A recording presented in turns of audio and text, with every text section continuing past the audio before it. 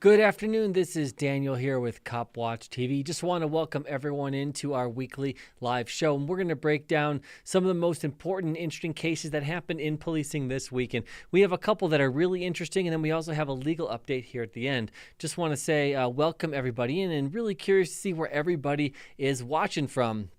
Looks like we got Sergeant George, who wishes everyone a happy Thanksgiving from California. Thank you, Sergeant George. Happy Thanksgiving as well. We got Chris from Pennsylvania, Shane Morton from Illinois. Hey, Shane, what part of Illinois are you from? I'm from the Chicagoland area. Pam Wallace from New Hampshire, and we've got someone, U4EA from Ohio. Let's see, we're going to start with a question here. Let's see.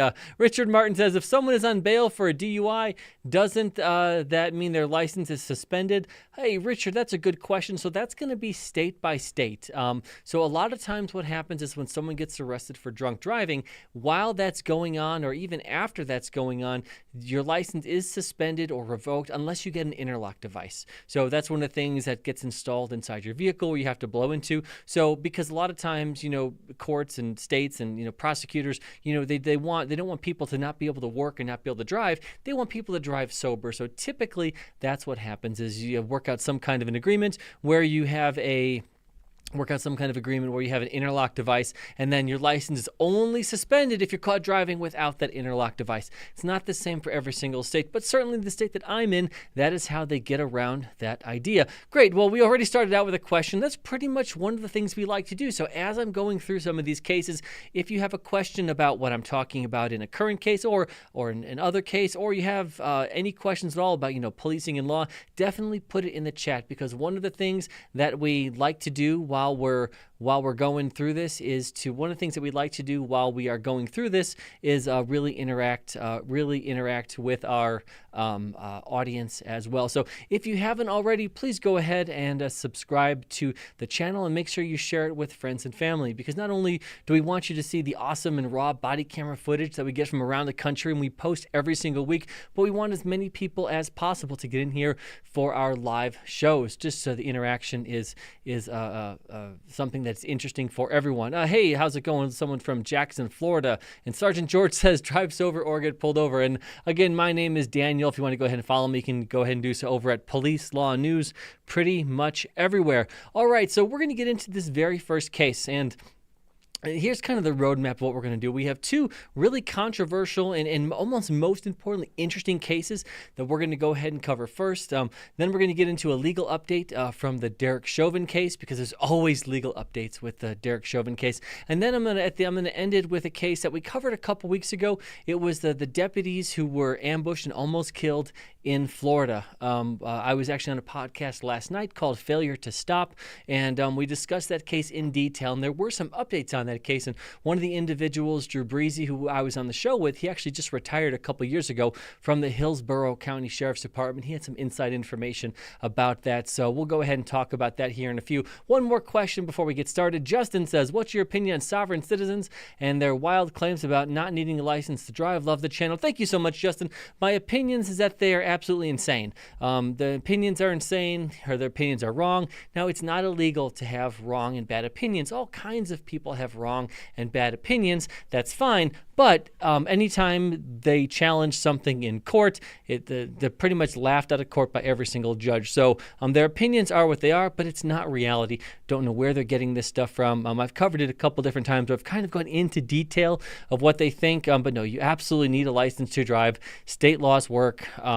And as a police officer, when you deal with someone like this, you know how it's going to end. It typically ends with the police officer having to bash in the front driver's side window and extract the person from the car. Anyway, so that's my opinion on that. That they're just legally, they have no standing in any legal basis at all. Usually with these sovereign citizens, usually see videos where cell phones get flung out of their hands as they're live streaming, being extracted from vehicles. Okay, so this first case I'm going to talk about, and those of you who watch this channel on a regular basis, you know that this is the exact kind of case that, not that I like, but that I just find so interesting. Because what's interesting to me about this topic of police and law enforcement and how it all kind of interacts together when it comes to social issues and legal issues and what is when there's a case and we have a little bit of evidence and we're not really sure, and thinking about, okay, how do we go? What really happened in this case? What are some of the questions we need to ask? Those are the kinds of cases that I find really interesting, and that's exactly what happened in Charlotte, North Carolina a couple days ago. So how this started was there was a short cell phone video that was shared on Facebook and Instagram. Ben Crump ended up picking it up, and basically it went viral after that. And it basically shows police officers with the Charlotte Mecklenburg police officers arresting a woman on a cell phone video. So the video was recorded by a witness, and obviously and conveniently it doesn't show what led up to the use of force by police officers. Now, in defense of the woman taking or the man taking the cell phone video, if you see police officers just talking to someone, you're not necessarily going to take out your cell phone. However, if you see police officers in the use of force, it's at that point that you might start recording. So the idea that the beginning of it, isn't recorded, not necessarily nefarious, because again, you may have no idea that something is going to happen. However, when that does happen, I think it's just important for everyone to know, okay, we see police officers in a use of force pretending that is alone on an island somewhere, that police officers just plucked that person for absolutely no reason and started to use force. Well, that's a pretty unreasonable thing. So I'm not saying the use of force is justified or not justified based on the video. I'm saying we have to ask a whole lot of questions. And if you're coming to an opinion and a conclusion that no matter what happens, you already know, well, that's not really honest, and it's difficult to have a conversation. So here's what the video shows. The video shows 3 or 4 police officers trying to get a woman's hands behind her back. And the controversial part, it shows one police officer start punching the woman. He punches her multiple times, and that's basically where the video stops, and that's where it stops, and that's where it starts, with police officers trying to get a woman's hand behind her back and one officer punching the woman several times. This has been described as brutal. This has been described as disturbing video. And listen, if you know nothing about police work and you find a video like this disturbing, that honestly might be a reasonable initial reaction to seeing something like this. However, in that same vein, if you have zero police experience or education, it's always a good idea to ask questions instead of just reflexively flying into a rage and posting something on Twitter. So here's what it looks like we see in this video, is that a police officer is administering, or the punching part is basically administering what police officers call distraction strikes or distraction techniques. Now, let me explain a little bit about this. And this is something that police officers are trained to do. And this I've said multiple times. Police officers are actually really good at following rules. If you tell police officers what to do, have them write a policy, train them on a policy, train them how to do something, that most of the time they're going to go ahead and do it. But when it comes to these distraction techniques, police officers are actually trained and told to do this in certain situations. And the certain situations are basically, these strikes are basically used in situations when individuals are actively resisting arrest. Now, officers are trained to aim for large muscle groups and to avoid areas like the head, the neck, the throat, the groin, and to only strike target areas, which is like large muscle groups, which would be like the legs and the arms. This use of force, these distraction techniques, police officers are supposed to stop administering these or stop using these as soon as the individual is in handcuffs or under control or is no longer a threat. But the thing about this is, as you can imagine from this video and just from my description of what this is, it's never going to look pretty. Okay, it's never going to look pretty. It's never going to look perfectly because it's a police officer literally punching or hitting someone. It's never going to look pretty. So if we're judging this based on what looks good to our aesthetic eye, again, that isn't the way that this type of use of force should be investigated, because the intent behind using this level of force is essentially temporary pain compliance, because police officers wanted to administer and distract an individual with temporary pain compliance. Temporary meaning they're not going to suffer long-term injuries, they're not going to have a broken arm or any long-term injuries. Temporary pain compliance in order to briefly distract the individual so that other officers can get the person into handcuffs. And listen, the logic behind this is, hey, if someone's fighting with police officers, the quicker that we can get them into handcuffs, the more chance or the less chance that there's going to be a higher level of force utilized later. And to me, that seems pretty reasonable, right? Because if you have someone who's resisting arrest, and listen, my goal with all this is what I want is less violence between police officers and citizens. So if someone is resisting arrest from a police officer, it's my personal opinion, and it's also policy in most police departments to use distraction strikes on someone. Yes, it's going to hurt them and it's going to be painful for maybe 3 to 5 seconds. But during that 3 to 5 seconds, other officers can get the person into handcuffs and it's over. It's done. No more force is used. And most importantly, the individual and the officers are not injured or killed, because that's basically the goal. That's one of the reasons why I like tasers. Listen, a taser is I've been tased. I've been tased twice, because that's in the police department that I was with. You get tased twice during the police academy.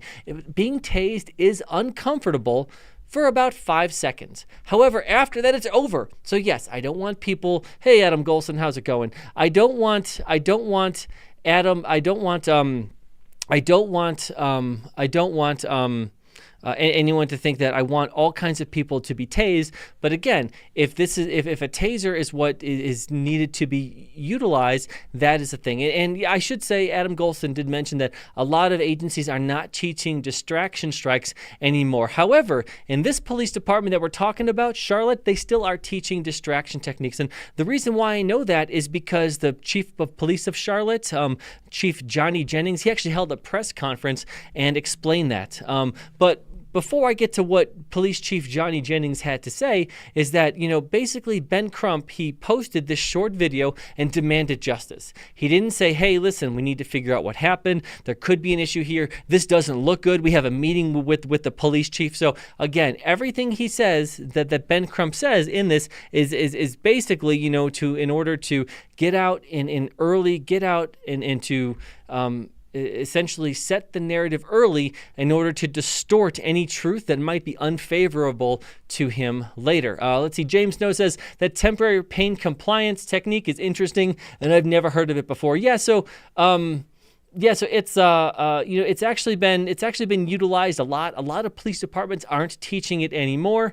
But some police departments still do. And again, if you just look at the theory behind it, using temporary pain compliance in order to distract someone to get them into handcuffs quickly so that you don't have to utilize more force later. So like the idea behind that is good, right? So the end goal is to get someone into handcuffs quickly. Now, is distraction techniques, distraction strikes, is that always the best way to achieve that goal? No. Is it sometimes the best way to achieve that goal? Well, yes, it is. And, I think it depends upon, a case-by-case basis, and different police departments are going to teach different things. Cajun Randy, you gave false info on the Elijah McClain case. Don't think I did, Randy, but go ahead and put it in there, and I'll let you know. Oh, we got Flynn sent us a coin with a star. I'm not sure what that is, but awesome. Flynn, thank you so much. Let's see. Oh, he gave us let's see. So Flynn gave us $1.10 euro donation. Thank you so much. Appreciate that. Let's see. Sergeant George says accountability. Officer Blue Gun says people have been programmed by movies to think that the use of force. Can we go back to Blue Gun's comment? Sorry. Let's see. Officer Blue Gun says people have been programmed by movies to think that the use of force is pretty. Use of force almost always looks bad. It absolutely does. That is 100% correct. So basically, the police chief Johnny Jennings, he did the right thing on this. He went out almost as soon as the video became public. He did a press conference and he gave his opinion on the case, and he said a couple different things. And this is what police chiefs, police leaders, sheriffs, the law enforcement leaders, this is what a good law enforcement leader does. They don't hide. They get out and they honestly answer questions. They say, hey, if the police officer did something wrong, we're going to hold them accountable. But also, if the police officer did not do anything wrong and their actions were within the law and within policy, we're going to go ahead and say that too. So here are some of the things that Chief Johnny Jennings said in a press conference, which again, I think it's important for police leaders to get out there and to be honest, not to make political statements, but to be honest. So he said that he completely understood that the video didn't look good. And that's what I said too. I agree. It doesn't look good, but it's use of force. Like Officer Blue Gun said, it's not supposed to promise you, there's almost no use of force that looks good, because it's one person using force against another person in order to try to gain compliance. It's never going to look pretty. But here are a couple of Police Chief Johnny Jennings, he added some context into this video from what we know so far. Here's what he said. He said that the woman was under arrest. He said that there was a man who was with her and that he was actually armed with a gun. So it's unknown if at the time, if they knew exactly where the gun was, or if they thought the female had the gun, but someone, at least in this group of individuals that the police officers were contacting and were under arrest, did have a firearm on them. So let's think about this. So the idea that, they're trying to get her hands behind her back, and so they're trying to get her hands behind her back, and as they're doing that, she's not letting them do that. Maybe they think she's reaching for something in her waistband. Again, I don't want police officers to utilize excessive force, but the idea that a woman is going to have a couple different strikes, and the strikes run her thighs, her legs, which is one of the target areas that police officers in some places are trained to do. But it's, so yes, she's going to be uncomfortable for 3 to 5 seconds, but we're going to get her hands behind her back. There's no chance at all she can get a gun if she has one. Therefore, there's going to be no use of force. That way, there's going to be no use of force that's any greater than that. Like, again, that's a win. Getting someone into custody where they don't sustain, yes, obviously I'd like no force, but I'd rather have this small level of force than a higher level of force later, or have anyone, individuals or police officers, sustain any major injuries. So again, so she was under arrest. There was a man who was with her, was armed with a gun. The woman, with the Chief Jennings, said that, what wasn't shown on the video is that the woman during the arrest, it was a lawful arrest, is what the chief said, is that the woman actually punched a police officer in the face during the arrest. And that's what precipitated this fight, this use of force, is she punched a police officer in the face. The woman then resisted arrest. While she was on the ground. And the officer did punch and utilize a distraction strike to the woman's thighs, which is a designated target area. Yes, it's also possible. Yes, Cajun Randy said that she was also punched in the face, which I think is what happened. So basically, some of the information that we have is when they were standing up and trying to arrest her, that she punched the officer in the face, and the officer responded by punching her back in the face, which is likely, we'll have to see the body camera video, but that doesn't seem unreasonable. Now, if a police officer punches someone in the face first for no reason, I've got a problem with that. Cajun Randy has a problem with that. We all have a problem with that. But if you punch a police officer in the face, they're going to use at least that level of force in order to take you down to the ground. And then once on the ground, it seemed like the force that was utilized was reasonable if they were trying to get her hands behind her back, and all they did is punch her in the thighs a couple times. But I mean, if you fuck around with a police officer and punch him in the face, like, the idea that they're not going to respond, at least in kind, like, isn't reasonable. Chief Jennings also said that he was working to have the body camera footage released quickly, and asked that the public wait until the investigation is complete to make a final judgment. That's a completely reasonable thing to say. So Chief Johnny Jennings, he's not saying this is 100% justified. This is the officers did everything perfect. That's not what the chief said. The chief said, hey, we're doing an investigation, and then, we're waiting. We want everyone to wait for the investigation to make a final determination whether or not something is justified or not. It's just funny that we have people, especially even some people in these comments. So I know it goes out to the broader public that people are saying like, well, everybody is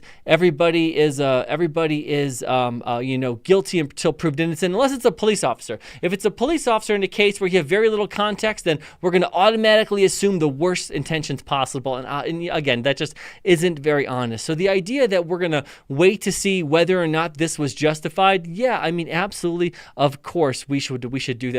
Also, when it comes to the body camera footage, we have a lot of people who have a misconception about body camera footage. They always say that, well, the cops aren't in control of the body camera footage. Listen, there is a clear difference between police who are on the street and the politicians who run the police department. Here's a rhetorical question. Who do you think is in control of the body camera footage from a large police department like Charlotte? Do you think it's the cops on the street, or is it the politicians who run the police department? we know the answer to that. So the politicians who run the police departments, they are the ones who are in control of the body camera video. Now, we run a body camera channel here. We love body cameras. We think all police officers should wear body cameras and record every citizen contact while they're having contact with law enforcement while on a call for service. Now, I'm a big advocate of that. I said that 1,000 times. Look at the channel that we have here. We love interesting body camera video, and we think that transparency in law enforcement is unbelievably important. That's why we have this channel. So the chief says he wants to release the body camera video, and I think this puts a little bit of a window into what police chiefs face. So you might think, well, he's the chief of police. Why can't he just release the body camera video? Because listen, if you think a police chief runs every single part of a police department or can do whatever they want, that absolutely is not correct. Now, a sheriff can, because a sheriff is an elected official who runs an agency. It's very possible that a sheriff can, but there are record custodians who work with the police department who, even if the chief makes the decision and has that ability, and the mayor and the city council and everybody gives approval to go ahead and put those body camera videos out, there are also different types of state laws where things have to be redacted in those videos. Maybe it's a victim. Maybe on the body camera video, an officer gives some personal information about a birth date or a social security number or the identity of a victim or a witness. Those kinds of things have to be redacted, under state law, or if there's confidential information,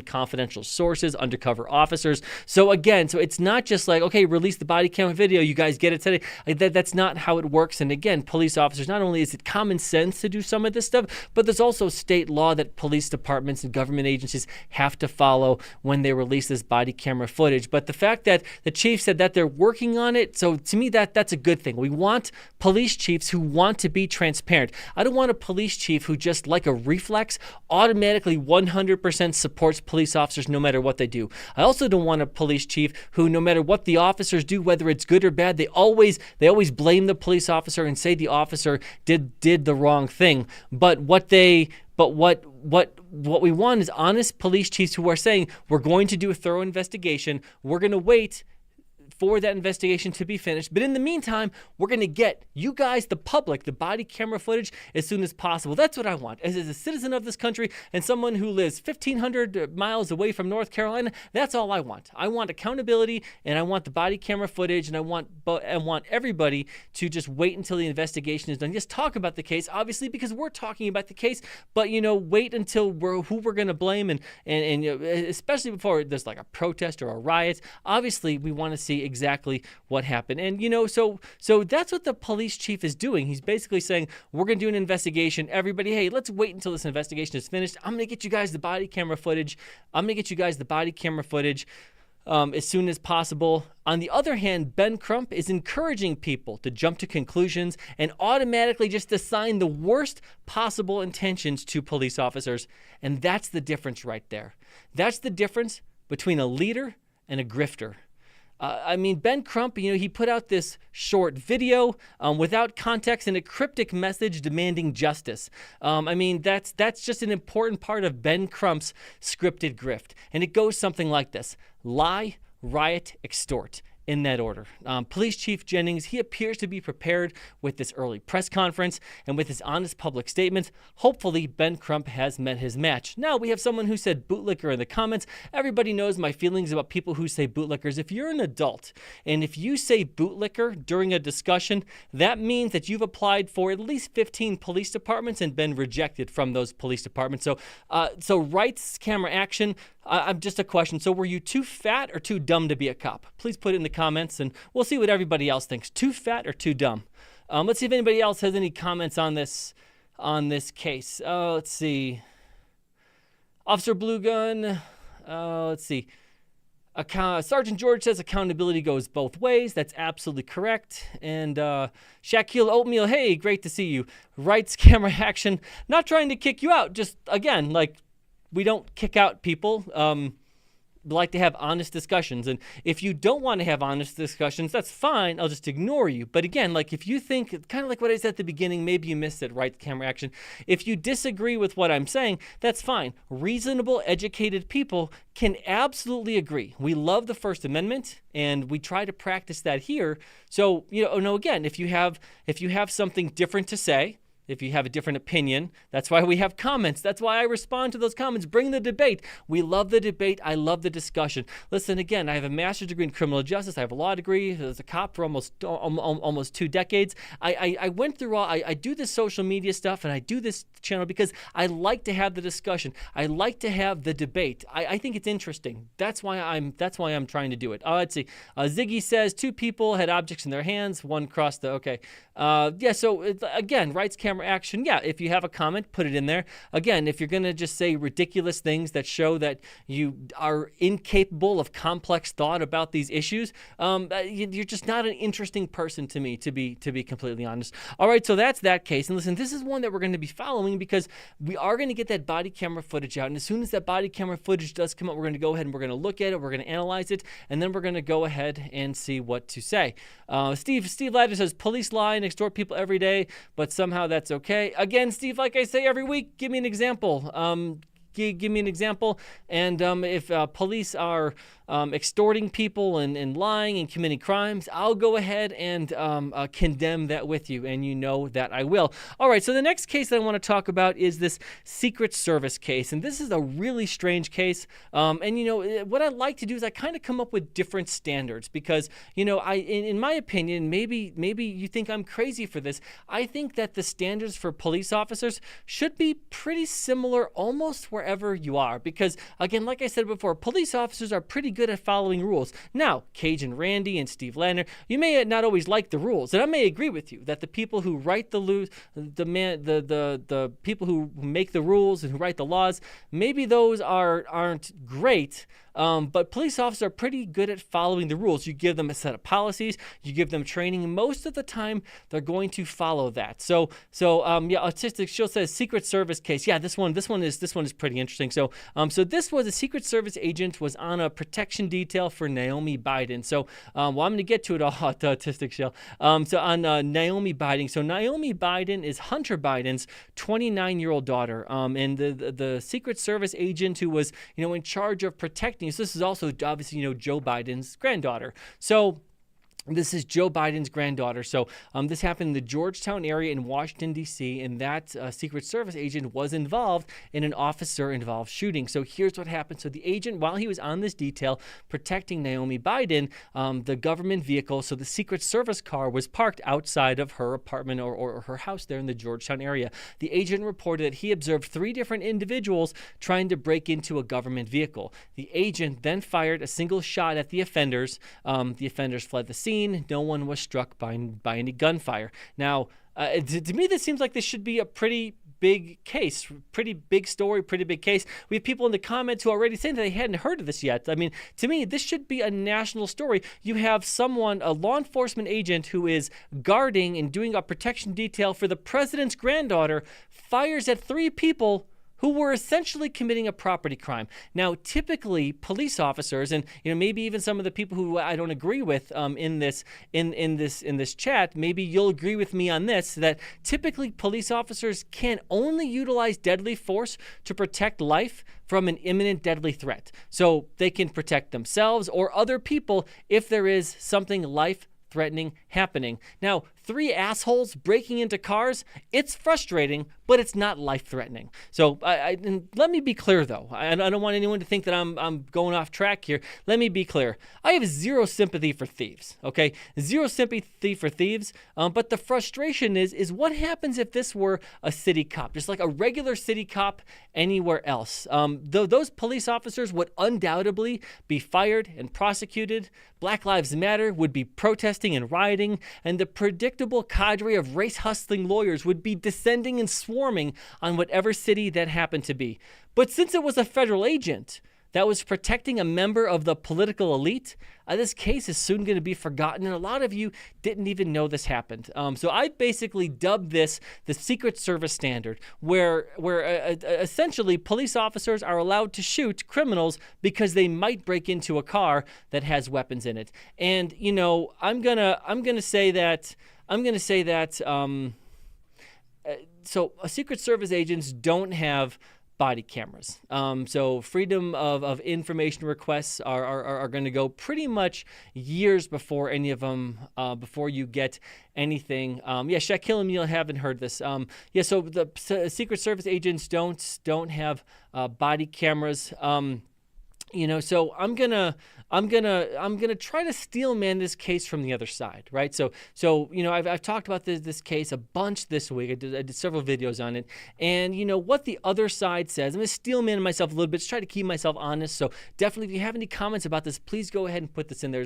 What the other side of this is. The other side is people saying this is a totally legitimate, lawful shooting. I'm crazy for even questioning it. Here's what they say. They said, hey Dan, that's a government vehicle, a Secret Service vehicle. There were all kinds of weapons in that car. So the idea that the Secret Service agent wanted to prevent the thieves from getting access to those guns, weapons, rifles, shotguns, tasers, who knows what? Yeah, it's reasonable for the Secret Service agent to want to do that. Okay, so again, I'm good with it.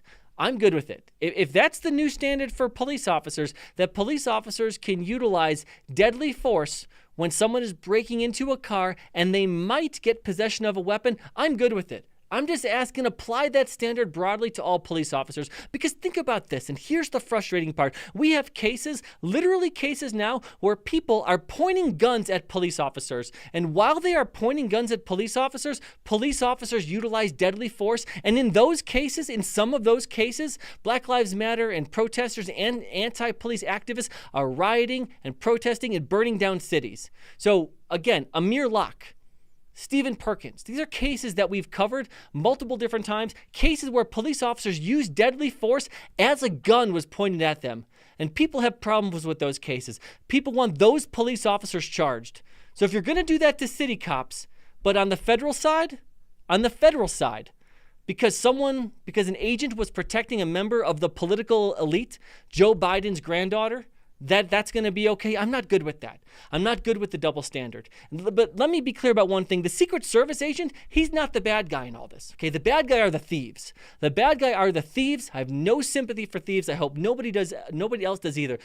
The thieves are the bad guys. The Secret Service agent isn't the bad guy. It's all I'm asking for is a little bit of exactly what all I'm asking for is that standard be applied broadly to all police officers, not just to that Secret Service agent.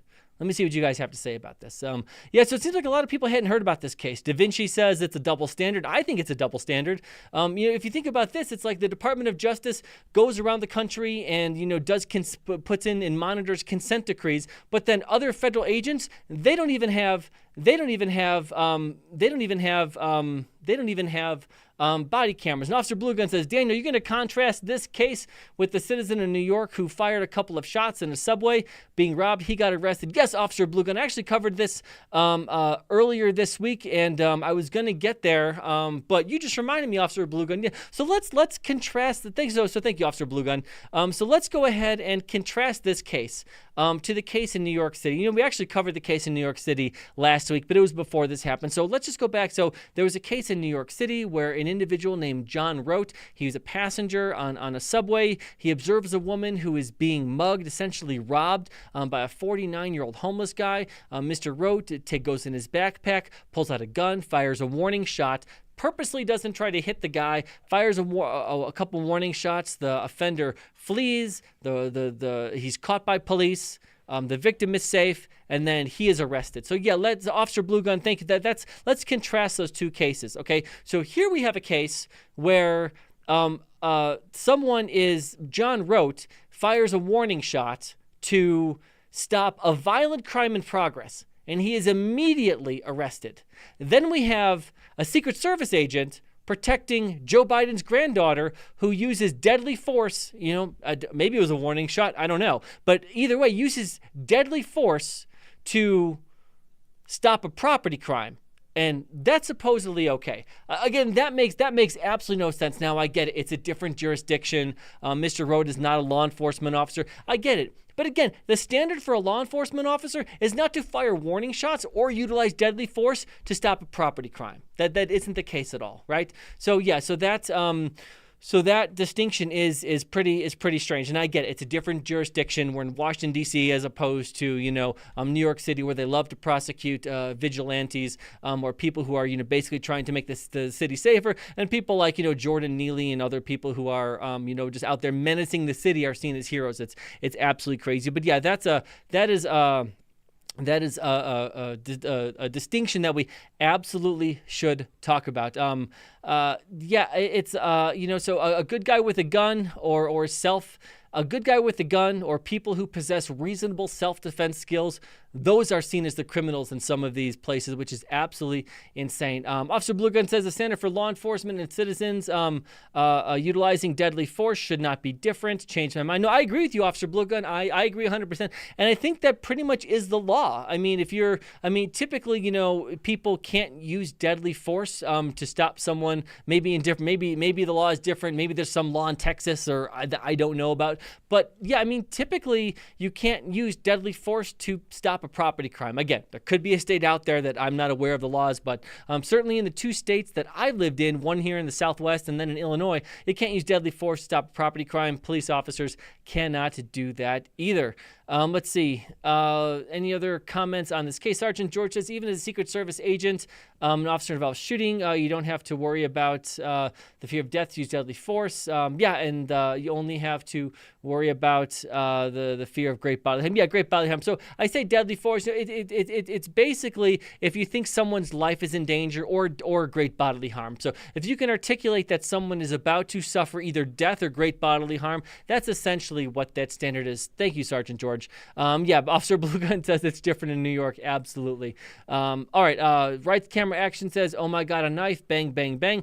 That's a comment from someone who's never been in a fight and never been threatened with a knife, which is a good thing because I don't think it would fare too well for them. So it's good that people like Daniel Penny and John Rote are out there to protect people like that. So the legal update I'm going to do is on the George Floyd case. And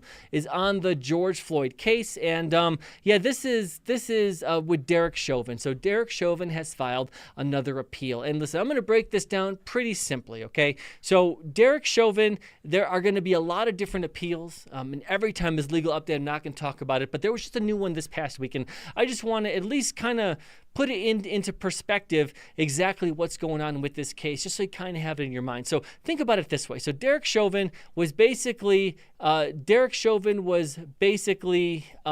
prosecuted in two different ways. What I mean by that, he was prosecuted on state charges and also prosecuted on federal civil rights violations. Essentially the same stuff, but he was prosecuted by the state and by the feds. So Derek Chauvin went to trial on the state case for the second-degree murder, third-degree murder, and those charges, and he was found guilty, okay? He was found guilty, and he was sentenced to, approximately 21 years in prison. So after he was found guilty in the state case, he's doing 21 years in prison.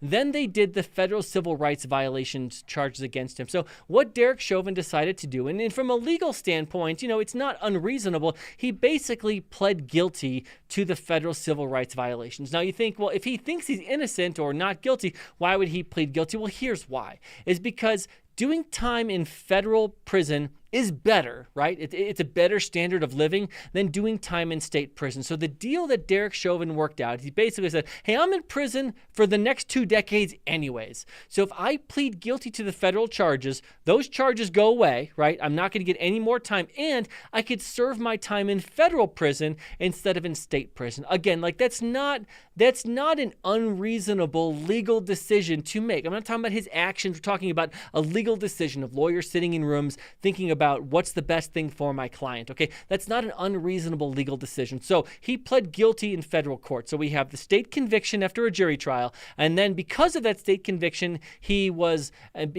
found, and then because of the he was already found guilty. He pled guilty to the federal civil rights violation. So he's basically appealing both, but they're on different grounds. So one of the appeals, I think it actually has some legs. It actually may have a chance. The other appeal, I think, is kind of nonsense. And the one that I think is kind of nonsense, that's the one that was filed this week. So that's what I'm going to talk about. I'm going to recap them both real quick, but here's the new one that he filed this week. So basically, he's appealing the federal sentence. So this is the sentence that this is the federal charge that he pled guilty to. So you might think, well, hang on, how in the world is he going to appeal something that he pled guilty to? Like, that doesn't make any sense. Well, here's the grounds.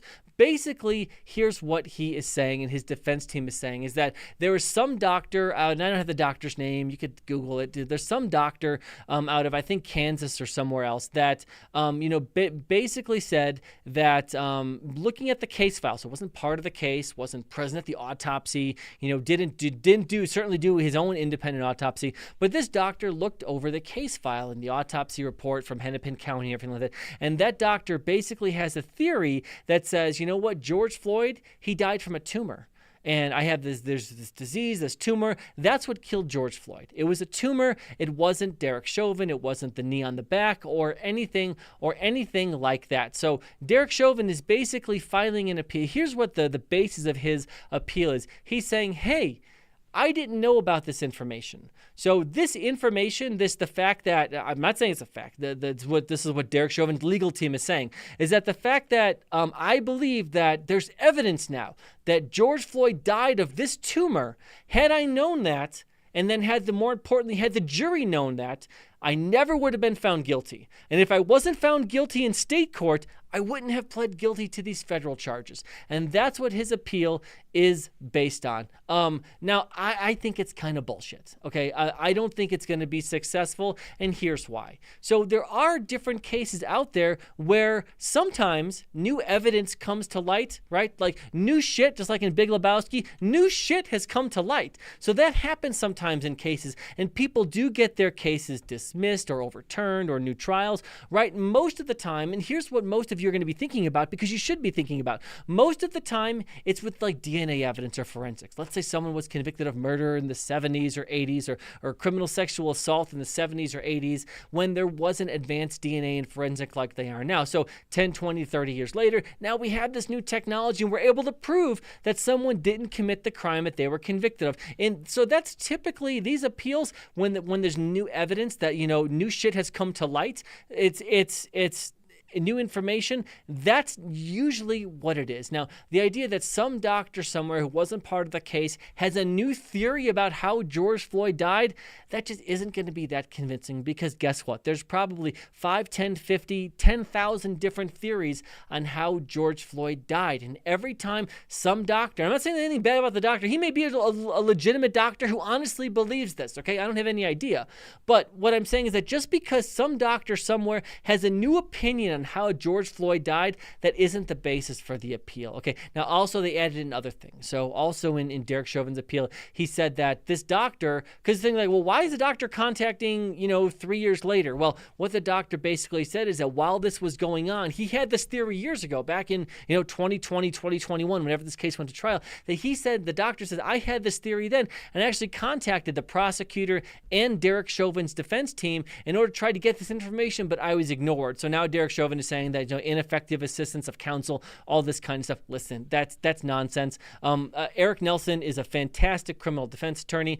Derek Chauvin was lucky to have someone like Eric Nelson representing him. I was at a conference, a use of force conference back in April in Scottsdale, Arizona, where Eric Nelson basically gave a presentation, did take some questions about representing Derek Chauvin in this case. It was really interesting. So I guess where I'm going with this is the idea that Eric Nelson somehow didn't do as good of a job as he possibly could have done under, basically being the defense attorney for the trial of the century, for the most hated man, almost the most hated man in the world. Like, that's an incredible task that Eric Nelson had to do. He did a fantastic job. Now, with that, do you think that Eric Nelson, he probably got 1, 2, 10,000 emails every single day from normal people, from crazy people? You think he read every single one? When you're trying to represent someone literally in defending someone literally at the center of the trial of the century, do you think that you respond to every single email or crazy thing that someone might send you? No, of course not. So just because this doctor emailed Eric Nelson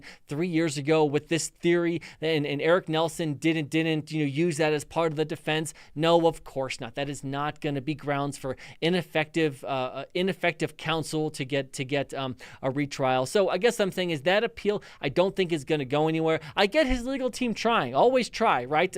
But my legal opinion is that that's not going to be successful. Now the other appeal, the appeal on the state case, on the state level, where he went to jury trial and was found guilty, I think that one does have some legs. So Derek Chauvin has appealed this to the Supreme Court, and let me just talk about that a little bit. And I think that there's a real possibility that it could be successful if it's heard. Here's what I mean by that. What they are basically saying is that Derek Chauvin didn't get a fair trial. And I know you're going to send comments, George Floyd didn't get a fair trial. That's fine. Not that interesting because that's not the standard, right? The legal standard isn't if you kill someone, well, because you were unfair to them, that you don't get a fair trial and your constitutional rights are waived, okay? So before you put those comments in, again, like we know that isn't what the legal standard is. So those are just silly trolling comments, right? And people say that kind of stuff all the time. So it's whether or not Derek Chauvin did something bad or committed a crime is a completely separate issue than whether or not he got a fair trial.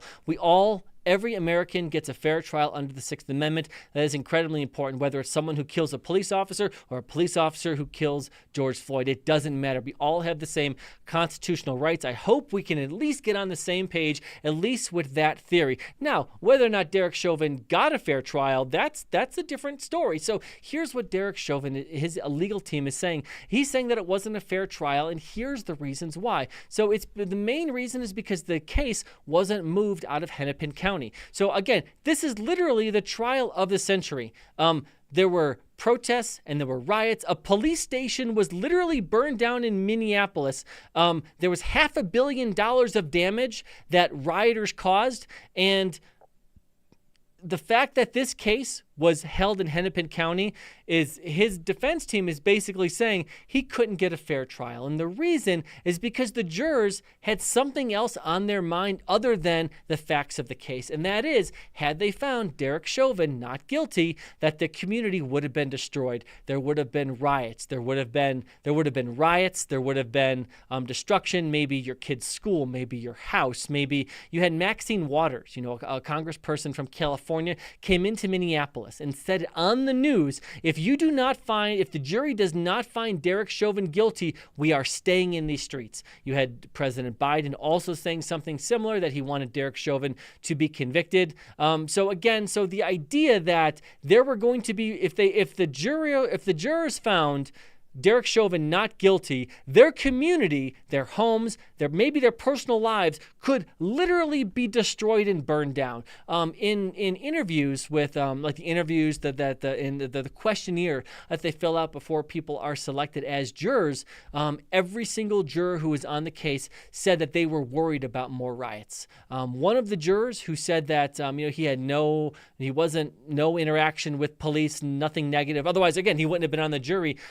So he basically lied during questioning. This particular juror, and we know this because right after the verdict came out, he went on multiple different podcasts, and he said that he was an activist, that he had attended Black Lives Matter protesting, and he lied about that on the jury questionnaire, that he wanted to be on the jury, that he tried to get on the jury. He said that he actually did have negative interactions with police officers, and one of those, he complained about a police officer pointing a gun in his face. Again, Had these things been disclosed, had he been honest like he was supposed to be, he never would have been selected as a juror. Also, the jurors weren't sequestered, meaning typically what that means that the jurors are basically held at a hotel. They're not able to look at social media or the news, so they're not getting any outside influence. A lot of times that does happen in very controversial cases. Well, again, this was, if that's going to happen in controversial cases, this is literally the most controversial case. So those are the grounds for appeal. Like, do I think some of those are legitimate? Yeah, I do. Now again, saying he didn't get a fair trial is different than if he's guilty or not. If he does get a new trial and this trial is held somewhere else, could he still be convicted based on the facts? Yeah, I mean, maybe, probably. Yeah, I don't know. My guess is he'd be convicted of something, right? But so I think that one does have a chance. So so you're saying there's a chance? Well, yeah, kind of. But the issue with that, is that he appealed this case to the Supreme Court. Well, the Supreme Court, again, they get about 7,000 cases a year where people filing appeals saying, hey, Supreme Court, look at my case. About 7,000 a year. And they choose to hear about 100. So Derek Chauvin's case is one case out of 7,000. They're going to hear about 100 a year. So the chances that Derek Chauvin's case actually gets in front of the Supreme Court is slim. Now, if it does go to the Supreme Court, I'm not saying he's definitely going to win, but I'm saying that there's a chance. There's a chance because, again, I think no matter what Derek Chauvin did, everybody deserves a fair trial. Cajun Randy says, isn't that the same appeal that's been turned down twice already? Yeah, Cajun Randy, once before. Yeah, so Cajun Randy, really good question. Yeah, so he tried to appeal. So it's you're convicted in state court. Then your next remedy is the Court of Appeals. The Court of Appeals rejected this appeal. Now he went to the Supreme Court, and the Minnesota Supreme Court declined to hear the case. That's why they appealed to the federal Supreme Court. Yeah, so that's where that case is going. We'll see. We'll keep everybody up to date. But again, there was that new appeal that was filed this week. Just want to let you know what that was. That it was with the federal case, and honestly, I don't think it has a chance. Okay, so the last case that I'm going to talk about before we go is this case in Hillsborough County, Florida. So again, like I said, I was on the Failure to Stop podcast last night, and we kind of did a deep dive into this case. One of the individuals I was on the show with, his name is Drew Breezy. He is a retired lieutenant from the Hillsborough County Sheriff's Department. He retired approximately 2 years ago or so. So he knows the sheriff real well. He knows some of the officers who were involved in this case. So we kind of did a deep dive on that. And here's what I want to say on this. This is the case where the officers were at someone's house because their mom called for a mental health evaluation. Essentially, the 28-year-old son was in the middle of a mental health crisis. Mom called because they wanted to get him some help. So police officers get there on scene in Hillsborough County, Florida. They contact the individual. He's in the driver's seat of the car. They contact him with the intent to basically get him out of the car and to get him some help, take him to the hospital. He wasn't under arrest. He hadn't committed a crime. This individual, this 28-year-old, he did not cooperate. He drove away from the scene. Police officers did not chase him. That was the correct move. Again, they were trying to get him help. He was not under arrest. So the police officers not getting involved in a vehicle chase, that was absolutely the 100% correct move for the police officers. They go back and they talk to the mom. As they're talking to the mom, they give her some resources and they say, hey, here are some cases. Here's some information. Here's the information for the crisis and intervention team, which the mom already had contact in. They were wrapping up the call. One of them actually went on the radio over the air and said they were going to be en route to a different call. All three police officers were near the backs of one of the vehicles. As at that point, they heard screeching tires, and around the block before they knew it, this 28-year-old guy, this violent maniac, he smashed into the police officers. He rammed his car, a deadly assault into the police officers, right into them. Two of the police officers were hit. It is unbelievable that any of the officers survived. After the officers were hit, two of the officers were on the ground. They suffered serious injuries. The individual gets out of the car, and he gets out and he starts walking away from police officers. And it's at that point police officers do use force to get him into custody. They use a taser. They don't utilize deadly force. And I just want to highlight right there that the restraint and the professionalism that was shown by police officers, think about that. Here you have a guy who literally just tried to kill you. And now you're not going to use deadly force. You're going to use a taser, which is an incredibly low level of force. The amount of professionalism and restraint that was displayed by the members of the Hillsborough County Sheriff's Department was almost an unheard of level for most humans. Most people would not be able to regulate their emotions and the adrenaline when someone literally just tries to kill you. So they should be commended for that.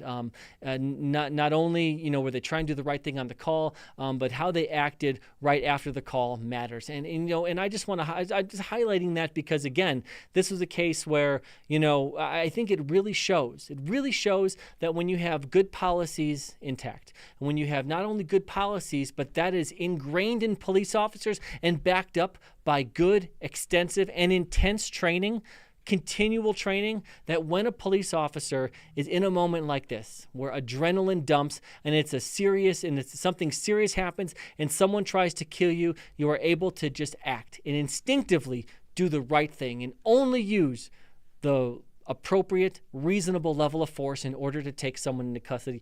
That's what happened here. So one of the officers, I reported last week that he was going to have the corporal. The initial reports is that he was going to have his leg amputated. It doesn't look like it, at least from what I learned from Drew Breezy last night. It doesn't look like he's going to have his leg amputated. The officers did have tourniquets on them. The tourniquet not only saved the officer's leg, but probably saved the corporal's life, because without that tourniquet, he probably would have bled out. We started to get tourniquets in the police department that I was with probably about 10 years ago or so. Drew Breezy says that the Hillsborough County Sheriff's Office started carrying these maybe 5 years ago or so, and that's a good thing for police officers to carry. This is the situation why police officers need to know how to use them quickly. The police department that I was with, we had an officer's life saved by a tourniquet as well within the last couple of years. So a couple more comments, then we are going to be out of here. Let's see. Sergeant George says it would be crazy to be a social worker, to be people like that. Thank you, Sergeant George. So I'm gonna address that issue. We actually talked about that on the show last night, because there are people who say that, hey, when someone's in a mental health crisis, that police officers, that's not the people who should be going. It should be social workers. And listen, I don't disagree, but the idea that you're going to send a team of social workers with crazy blue hair to deal with this guy, that isn't the reasonable thing. Some police departments do have these mobile crisis teams, and I think that they're a good idea. Hillsborough County Sheriff's Office, they actually have one of these teams, officers who are assigned to this, and I'm going to explain what it is here in a second, but they were actually busy. So they tried to get them to go to this call, but they weren't able to. So here's what these teams typically look like. And again, I think it's a good idea. I think it's what reasonable, progressive, and good police departments, who are kind of at the cutting edge, this is what they're doing. So they essentially have teams. It's a team of 1 or 2 police officers who have extra training in crisis intervention. Teamed are usually in the same car, the same truck, with a mental health clinician. So at least like someone with at least a master's degree when it comes to being a mental health clinician, and they work together. Now the thing is that even under the police leaders, mental health professionals, these teams, is from what I can tell, this is the best idea that anybody can come up with. But even in a situation like this, these individuals, this mental health crisis team, they would not have been the first ones on scene. What would have happened is, just like it was here in this case, is police officers would have been dispatched once the situation was safe. So once this individual was out of the car, on the curb, made sure that he didn't have any weapons, or inside of his house, inside the kitchen, or in the backseat of a police car sometimes. But once the situation is safe, right? That's the most important thing. Once the situation has been deemed safe, then you call in this mental health crisis team that has the officer who has extra training in crisis intervention, along with the mental health clinician. That's where they come in. So again, this situation with this 28-year-old individual was never safe. It was never safe. It was never under control. So the idea that just sending out these teams, like I said, the best idea, which I think is a good idea, it really wouldn't have mattered here because the situation was never safe. All right, so that's about all we're going to have for today. I want to thank everybody for being in the show today. And please, if you haven't already, please go ahead and subscribe to the channel, and definitely share it with your friends and family so we can get as many people in here as possible. I want to say thank you to the Steve Ladner said, one more question from Steve. Have you seen the video of police snapping a man's leg off in Zapata, Texas? No, Steve, but I will look at that for the next time. I absolutely haven't. One more from Cajun Randy. Randy Redema says, Randy Redema was convicted of criminally negligent homicide in Elijah McClain case. Yeah, so I guess I said that not all the police officers were convicted or something to that effect. Listen, Cajun Randy, if I was wrong about that, then I'm wrong about that. You know what? That's okay, because I have a full-time job. I have kids. I have all kinds of stuff going on. And so sometimes if I talk about things, I might get something wrong. And if I say something that's factually wrong, I'll admit it. Yeah. So let me look back into that case. I think in the Elijah McClain case, an officer had just been found not guilty in a case, and I was reporting on that. But also, I think that I also said that, no other officer had been convicted in that case. So if I'm wrong on that, totally admit that I'm wrong on that, Cajun Randy. So so thanks for letting me know. I'll go ahead and look into that to see what the status is of all the officers, because it would be impossible to know every single fact about every single case. So if I get something wrong, I'm absolutely happy to admit it, and please put it in the comments if I do say something incorrect, and I will go ahead and fix myself on the record. I just want to say thank you for everyone for being in. One of the things that I think is enjoyable, and I hope that you find enjoyable, is when people make comments that are serious, honest questions or comments and they disagree with me. I like going back and forth. That's why I do this. Otherwise, we would just turn off the comments, or I wouldn't even listen to the comments. So I like the back and forth. I think that is interesting. One of my favorite parts about law school was going back and forth with people that I didn't agree with on a lot of these cases and issues. I think that's interesting. Again, I can't say enough. I enjoy that. That's why I do that. I think that we did get a lot of comments and questions, and I want to thank everyone for being in here today. As we've done before, definitely if you watch this video later, or you think of a case that you want me to cover that we didn't get to this week, definitely put it in the comments. That is something that I check throughout the week, and that's something that I check throughout the week. So definitely put it in the comments, and we'll try to get to it. Next week is Thanksgiving, so I will not be doing the show next week. I will be in that little town, and you guys know I always talk about that little town in South Dakota that my wife is from, where I always get pulled over in at 2 o'clock in the morning when we're driving back from the gym. So we are headed there for Thanksgiving. So I'll let you know here in a couple weeks if I do in fact get pulled over again. And so I want everyone to have a happy holiday, have a great Thanksgiving. I hope everyone has a great and safe Thanksgiving. And you know what? Here's the thing: if I do get pulled over, I'll definitely try to get the body camera. I'll definitely try to get the body camera video of the ticket or the verbal warning that I get. All right, so everyone have a great Thanksgiving. Please subscribe to the channel if you haven't already, and we will see everyone in 2 weeks.